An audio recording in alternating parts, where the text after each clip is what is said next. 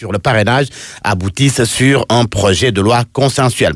Seulement plusieurs informations ont circulé hier après l'annonce de cette décision du président Sall. Beaucoup ont fait état du retrait tout court de la loi sur le parrainage.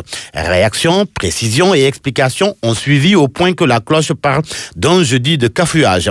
Tribune de 65 000 rumeurs en référence au nombre approximatif de signatures qu'il faut pour être candidat à l'élection présidentielle. Le soleil n'y va pas avec le dos de la cuillère. Pour le quotidien gouvernemental, il ne s'agit ni plus ni moins que d'une intoxication. Cela est d'autant vrai aux yeux de mon confrère que la loi sur le parrainage a été promulguée le 11 mai et publiée dans le journal officiel, ce que confirme Libération, facsimilé du journal officiel à l'appui à sa une.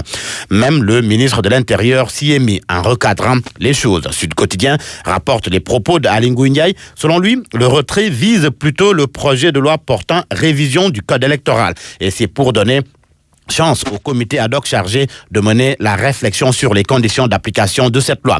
Malgré tout, l'opposition a botté en touche. Dans Sud Quotidien toujours, Cheikh Bamba Dièye et Mamadou Diop Decroix parlent de diversion. Ils accusent le chef de l'État de chercher à endormir les gens. La cloche souligne que Thierno Bocoum, lui, évoque une opération de communication.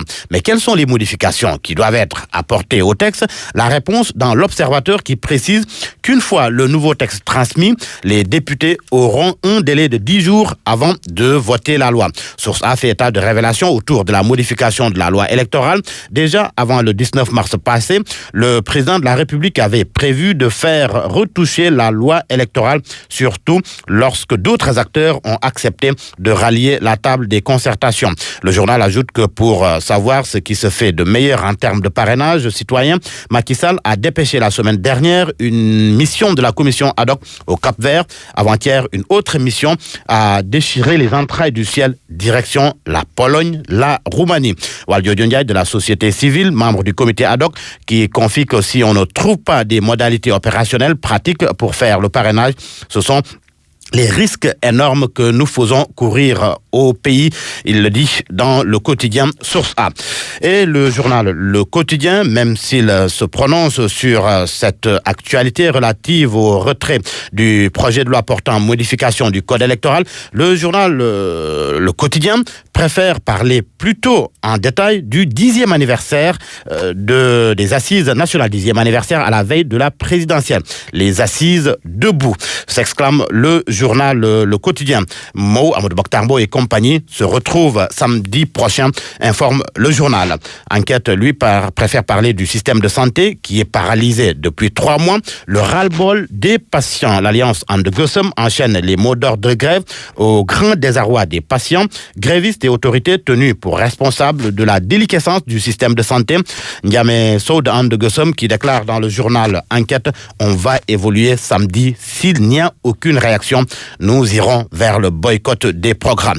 Cette étude et cartographie de la délinquance au Sénégal, le sujet fait la une du journal Les Échos. Thiès, Kaolack et Dakar enquêtent des agressions, menaces et injures.